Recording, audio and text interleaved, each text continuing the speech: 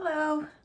Before we talk exactly about how to make our chords sound better on guitar, I wanted to share a little object lesson.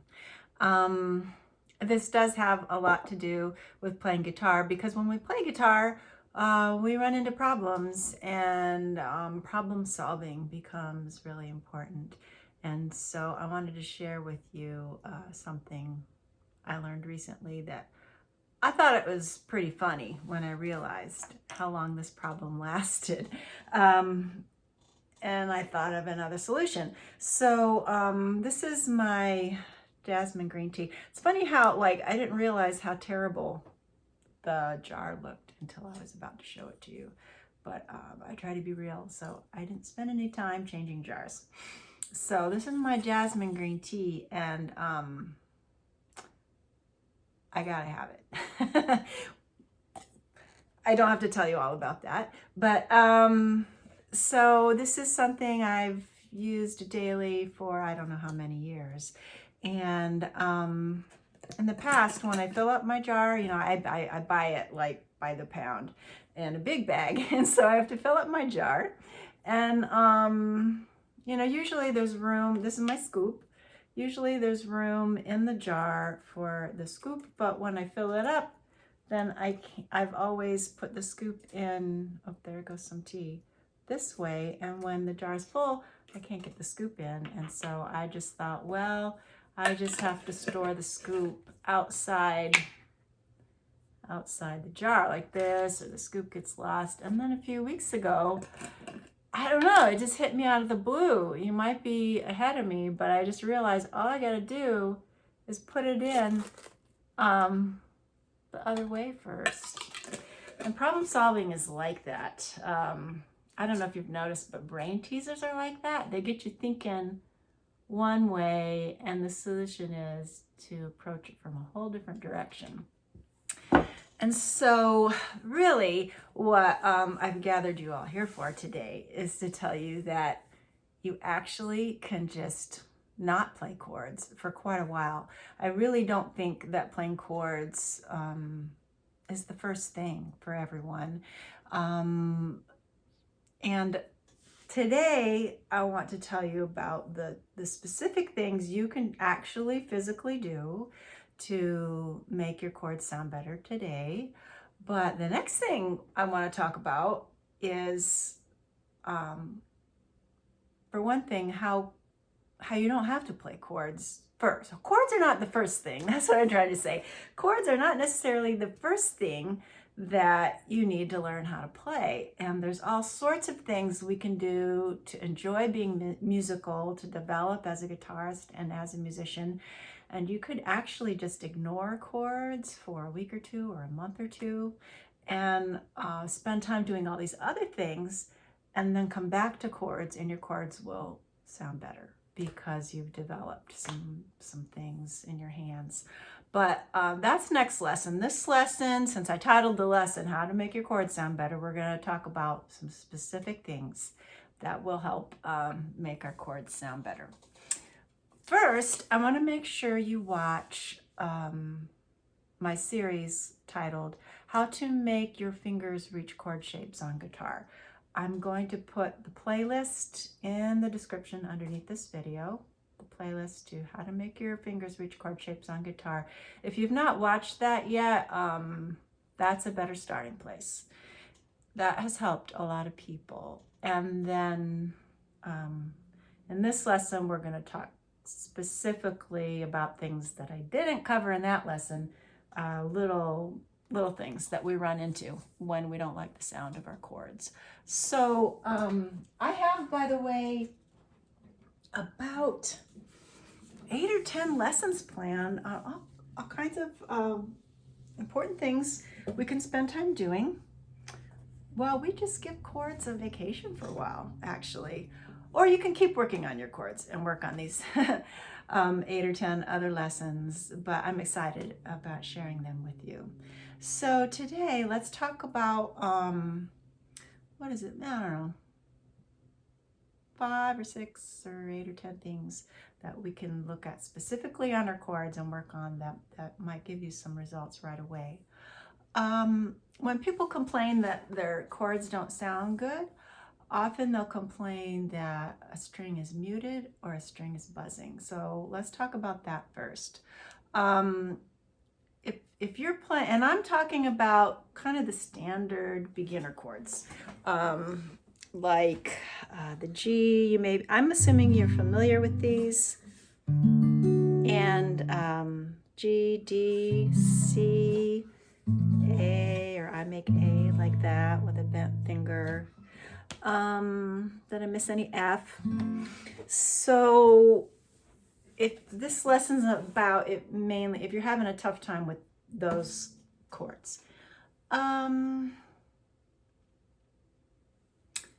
Okay, so first of all, remember, I don't know if I said this exact thing. Chords are not, the next lesson we're going to talk about what chords are not.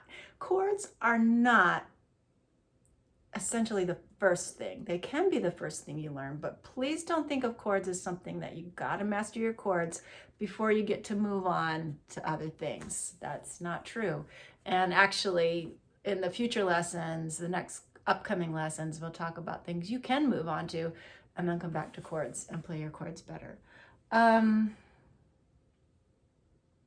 So you do have the option of ignoring chords for a while. And definitely, if we're talking about beginner level and we're talking about the chords I just showed you, if there's a muted string, just ignore that for a while. You don't need to ignore it forever, but don't worry about that. The only time we would worry about a muted string is if you're doing something where that specific note, for some reason, is essential, like if it's a melody note. But for example, here's a C chord. Oops. And I just intentionally muted the first string with my first finger. And I don't know if any of you would notice that. The first string is muted.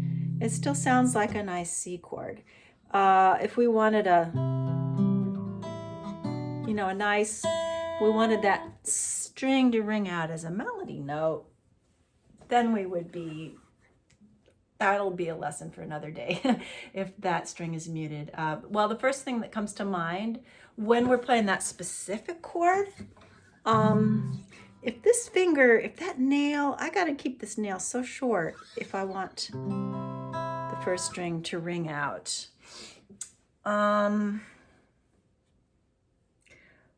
Let's see, muted strings. Okay, so we get to ignore the muted strings.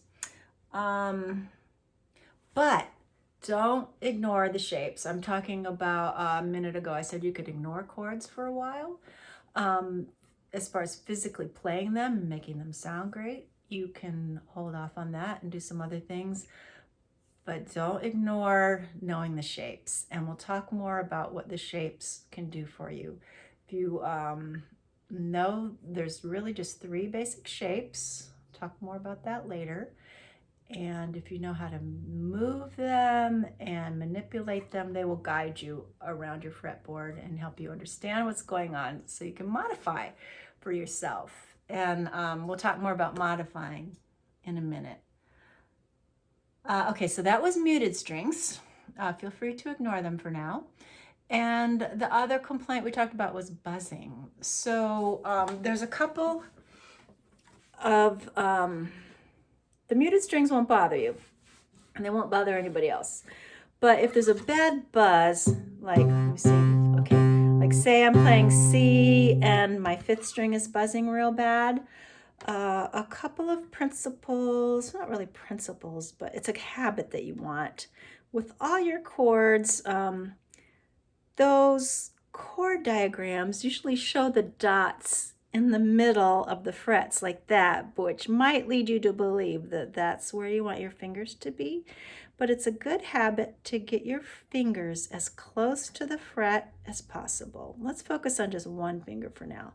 So as opposed to this finger being in the middle of the fret, I would want it to be close to the fret. I can actually feel the fret right now, not on top, just behind. And the closer you are to the fret, the less hard you have to squeeze. So that's the main reason. By being close to the fret helps your strings not buzz. The other thing is sometimes people just don't realize how firmly you have to press. You don't just lay your finger there. It's not like touching a key on the piano and you get this lovely sound right away. It has to be firm, but you don't have to squeeze with all your might. It's really more about precision, okay? So let's not lose track of where we are. We talked about getting our finger closer to the fret, pressing firmly, but not with all your might. You're going to get farther faster if you focus on precision.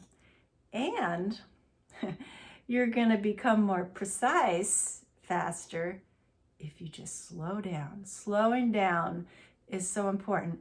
It's really easy to, if we're focusing on too many things at once, one of my big principles that I love is let's just focus on one or two things at a time. Let's try to tease it apart and focus on one thing, not 6 new things.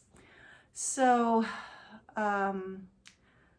because we're playing guitar and a lot of us are learning chords and we want to change chords on time, so, the song can, bebop along and land on the right chord at the right time, we have this tendency to want to learn how to change chords real fast. And so we might have a tendency to try to change chords fast. And that's not how you get faster. And that's not how you get your chords to sound better either. The thing that makes your chord changes faster is how many times you've physically made that change. So if I want my going from D to B7 to be fast, I have to go from D to B7, I don't know, 200 times, 1,000 times. It's different for every person, but however many times it is for you, you got to change chord. You have to make that chord change that many times. And if you make your chord changes slowly at first, then you can focus on precision, like the things, no matter how long it takes you to get there. You can try playing faster if you want, but at least spend half your time playing your chord changes slowly so you can work on precision. And then what's happening is there's a physical pathway from your brain through your body to your hand, telling those fingers where to land. And that pathway gets faster and faster. And if you're going too fast and you're not being precise, that's what you're reinforcing. So you really want to go slow and be precise and know that every time you make that chord change, carefully and precisely, even if the string is buzzing, even if there's a muted string, you're still getting there. And going slow can be really important. And you'll be surprised once you get good at it going slow, how quickly you can get to where you're going faster. Slow down. Okay, so we just have a little bit of time. You know what I'm going to do? I was going to talk about modifying. Let's just talk about that next time because that's really important. There's a lot we can say. So the other thing about getting your chords to sound good is you actually don't have to play all 6 strings. And you don't always have to play it the way it's shown to you in the book. And modifying for yourself is a really important part of being a good musician. The pros do it all the time. And, the pros are not always playing all 6 strings. A lot of great players just are using a few strings at a time. So let's talk about that next. We'll talk about modifying.